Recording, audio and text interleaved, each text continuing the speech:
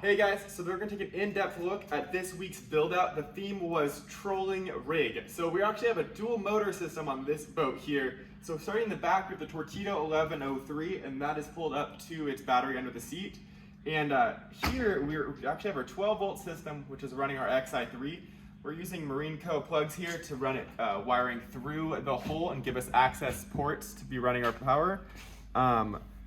So that's going to be our 12 volt system. Pulling it forward, obviously we have our Fusion 360C allowing us to have access back to our batteries and some gear, if we store some gear there. We swapped over and put our throttle on the other side, and that's for a pretty cool reason. On this boat, we're actually running a downrigger system. So this is a Scotty downrigger, and this is a plate we have in-house. This is typically a plate that we were using for our Boondocks landing gear adapter. So we made some custom fitting here. This might be something we can see in the future. This is always something that's able to be customly done with these plates, and that's gonna give us our downrigger system. And it's gonna be a pretty cool system, allowing us to run a downrigger off of a kayak. This is not a very beefed up downrigger, but it will work in a lot of applications. So that has our Omega rod holder here to hold our rod, and we're gonna be running kind of with the idea of running those bent rods with the downrigger, right? So we wanna run them kind of parallel with the kayak to give us the maximum deck usage.